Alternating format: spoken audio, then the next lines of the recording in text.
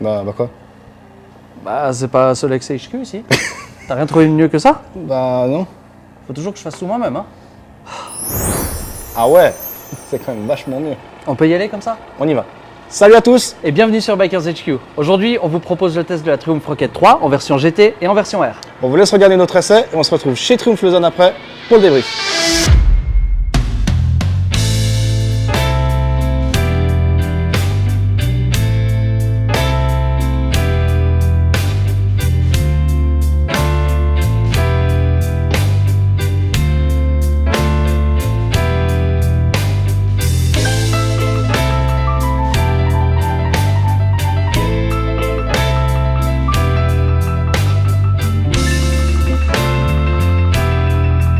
Si parmi les motos de série on voulait jouer à qui c'est qui a la plus grosse, on tient ici la championne en titre depuis 2004.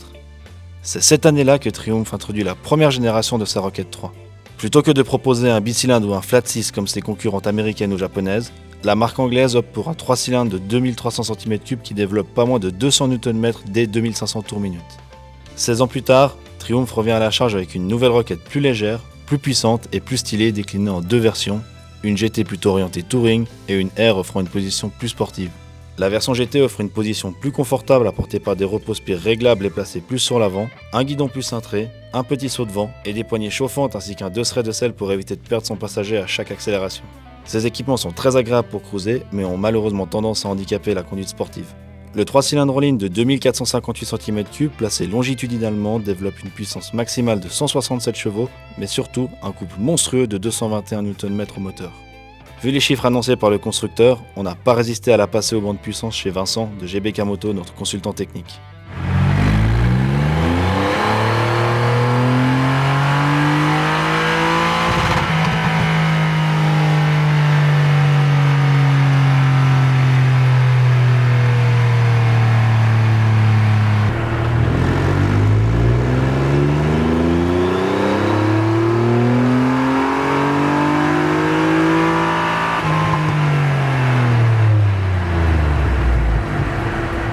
On ne sait pas si vous avez l'habitude de lire des courbes de puissance, mais nous, on n'a jamais vu ça. Pour faire simple, cette Rocket 3 a déjà plus de couple à 1800 tours minute que nos sportives 1000 à leur maximum et atteint un impressionnant 191 Nm de couple à la roue à 4000 tours. Pour contenir la cavalerie, Triumph propose 4 modes moteurs, dont un entièrement personnalisable, ainsi qu'un cardan pour transmettre le couple le plus efficacement possible à la roue. Au premier coup d'œil, la Rocket 3 impose par sa taille, mais également par son poids. Par contre, une fois en mouvement, elle se révèle étonnamment maniable et ses mensurations se font vite oublier. La position plus sportive sur le modèle R donne carrément envie d'attaquer, mais les cale-pieds qui raclent le bitume calment rapidement nos ardeurs et nous rappellent qu'on est plus sur un gros cruiser que sur un roadster. Pour freiner les 300 kg, Triumph a équipé sa Rocket d'un système de freinage couplé signé Brembo. Elle embarque également un système génial appelé Hill Hold Control qui bloque les freins sur simple pression du levier. On a particulièrement apprécié cette assistance lors de démarrage en côte ou pour immobiliser la moto au feu rouge sans effort. Honnêtement, quand Triumph Lausanne nous a proposé d'essayer cette Rocket, on a eu peur de se retrouver avec une moto un peu papy, mais au final on s'est éclaté.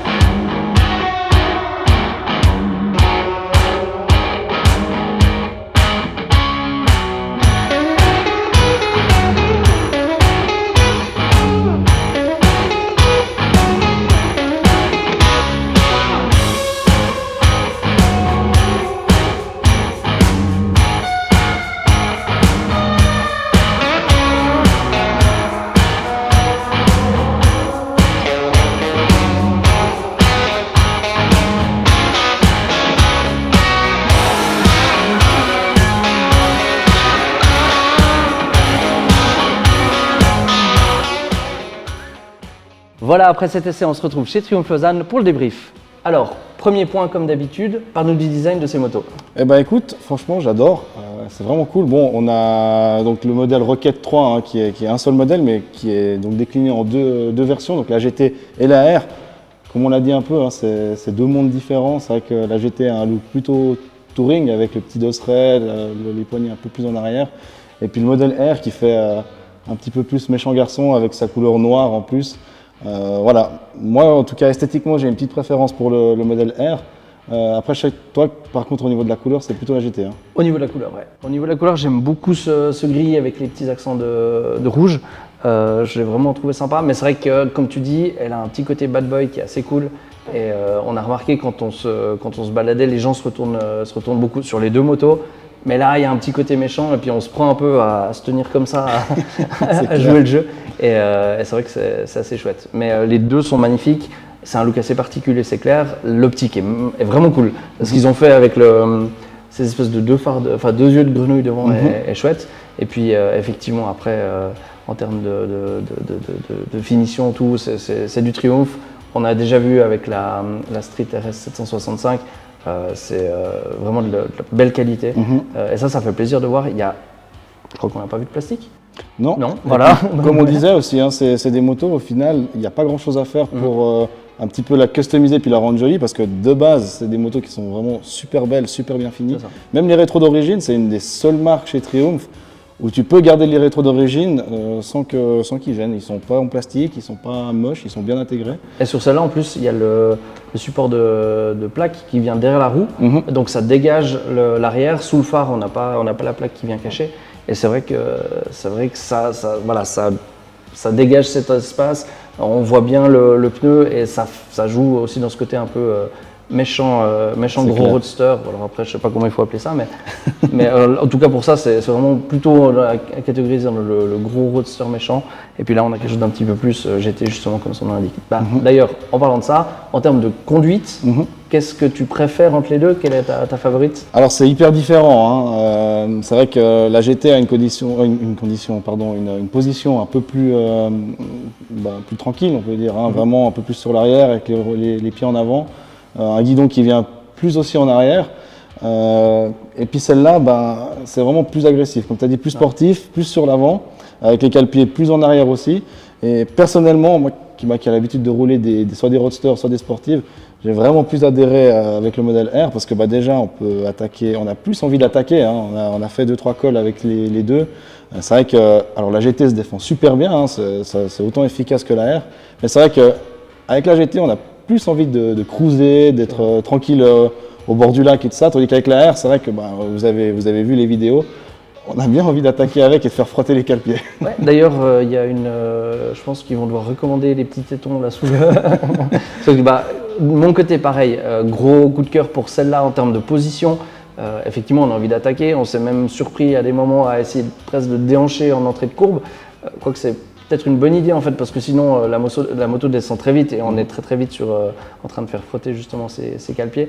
Mais c'est vrai que dans les deux cas, on s'est retrouvé. Enfin moi, je me suis étonné parce que finalement c'est pas le type de moto sur lequel je me serais dirigé d'origine.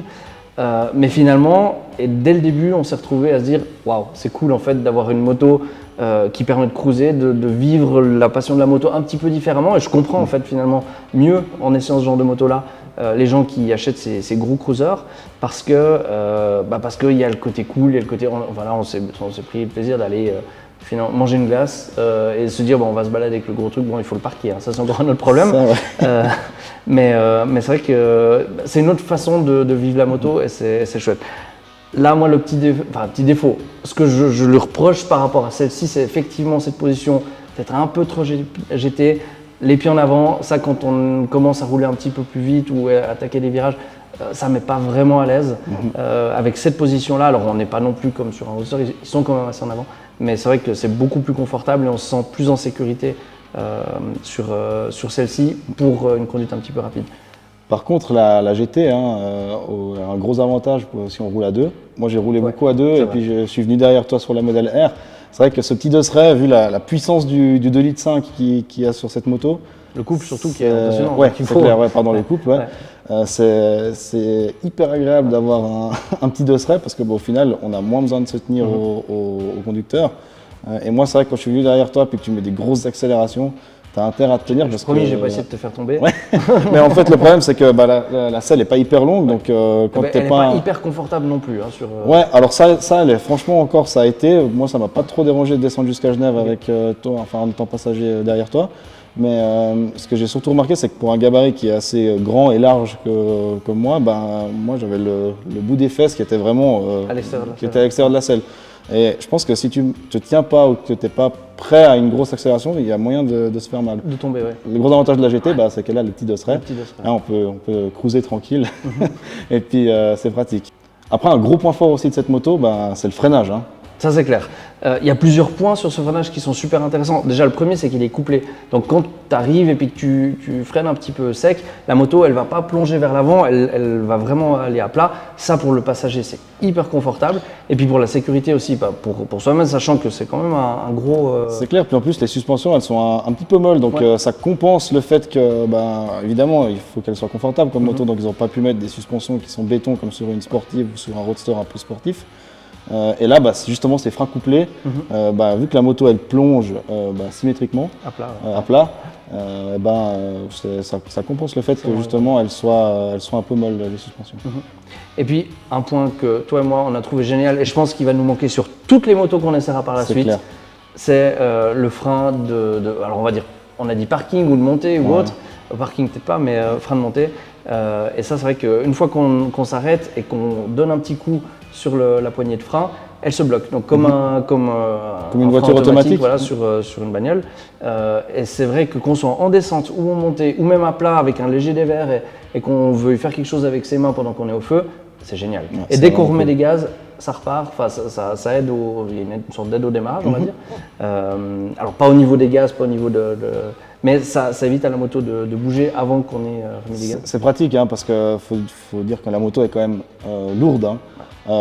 Alors au niveau de la conduite, en tout cas nous on l'a pas ressenti vraiment parce que c'est vrai qu'une fois que la moto est lancée, elle est vraiment maniable quand même sur les gauche-droite, vraiment. Vu le volume, c'est clair que c'est vraiment assez étonnant comme c'est maniable. Même justement dans l'école, les vidéos que vous avez vues avant, on voit la moto elle est hyper maniable. Par contre, c'est vrai que le poids en manœuvre ou même à un feu ou quelque chose comme ça, c'est vrai que c'est un léger handicap en tout cas. Quand même. Et c'est vrai que du coup, ce frein est un gros avantage. Et puis, il faut dire que le freinage est vraiment efficace aussi. Outre le fait d'être couplé, on a quelque chose d'agréable. Et c'est vrai qu'au début, on s'est dit, mais en fait, il est très progressif. On peut y aller tout doux, ça freine gentiment. Et quand on tape un peu dedans, la moto s'arrête vraiment très bien. Et puis en plus, ils sont endurants. En tout cas, on a fait quelques montées-descentes d'un col. Il y a certaines motos qui auraient envié à l'endurance du freinage de la Rocket. Donc franchement, c'est un bon point. Sur plein de choses, elle est géniale. Il y a un truc qui est absolument incroyable avec cette moto et je pense que c'est son point qui la différencie le plus de tous les autres gros cruisers. C'est un couple monstrueux. C'est la moto de série qui a le plus gros couple actuellement sur le marché. On est à 221 Nm et on se prend une baffe. Par contre, il faut prévoir un budget pneu. Hein. Ouais, ça c'est le problème. Ouais, ça on a vu. Quand on est derrière, on comprend. Quand on est la moto de derrière, on comprend effectivement chaque accélération. Il y a la bande, enfin il y a la ligne noire, c'est vrai, même avec le traction control, parce que je pense qu'il n'est pas capable de gérer autant de puissance. Il est super efficace. Dans le mode qu'on a utilisé, qui est le mode sport. Voilà. Il est super efficace, ce traction control, on le sent pas trop en fait au final. C'est vrai que quand il y a un départ arrêté qui est fait à un feu, sur 400 mètres, on a vu sur 400 mètres. Il y a une petite ligne noire.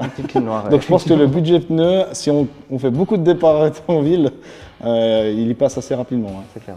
Non, il y a un couple monstrueux. La puissance est vraiment suffisante. En tout cas, on est à 167 chevaux. Ça c'est top. D'ailleurs, vu qu'on parle du moteur, maintenant, toi, t'en as pensé quoi de ce moteur du coup ?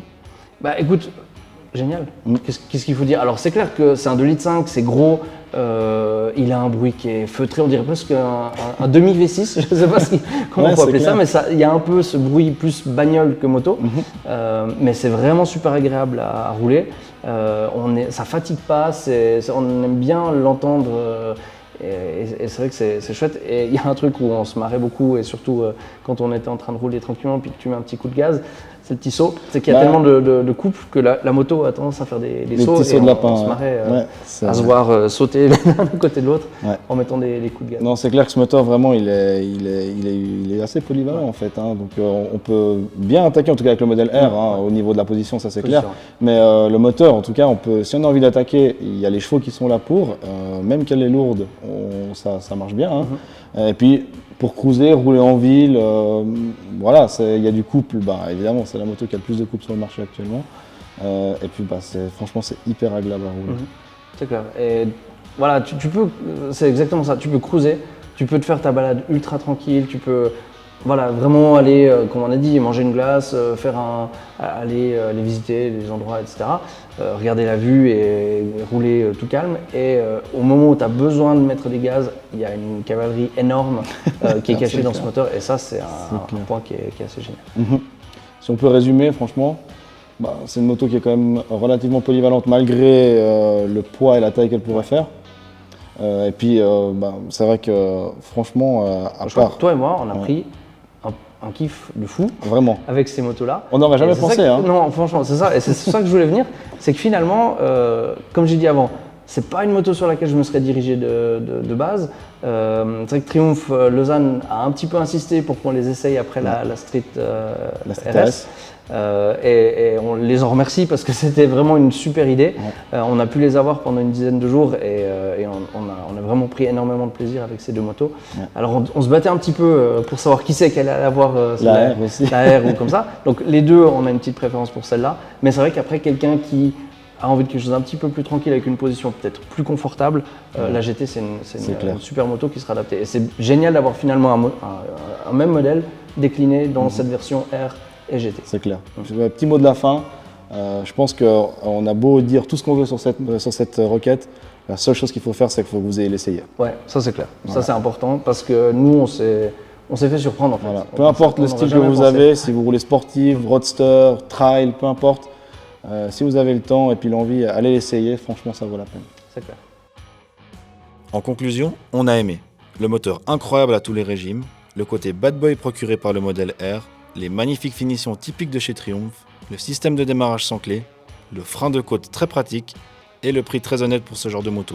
On a moins aimé la position sur le modèle GT et le poids de cette Rocket 3 à l'arrêt. La Rocket 3 en version R est disponible à partir de 24 300 francs suisses ou 22 400 €. Le modèle GT est quant à lui disponible à partir de 25 100 francs suisses ou 23 200 €.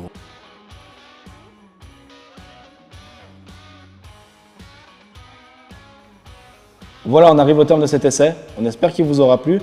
On voulait encore remercier Triumph Lausanne et Triumph Suisse pour le prêt des Roquettes. On remercie également l'AMPA qui est l'Association du maintien du patrimoine aéronautique. Vous avez vu, on a pu faire des super plans dans le hangar avec les avions historiques. Donc merci à eux pour cet accueil. Et puis nous, on se retrouve la semaine prochaine pour un nouvel essai. D'ici là, n'oubliez pas de vous abonner à la chaîne YouTube et d'activer les notifications. On se retrouve également sur nos profils Instagram. On vous met les liens juste là. À très bientôt. Ciao.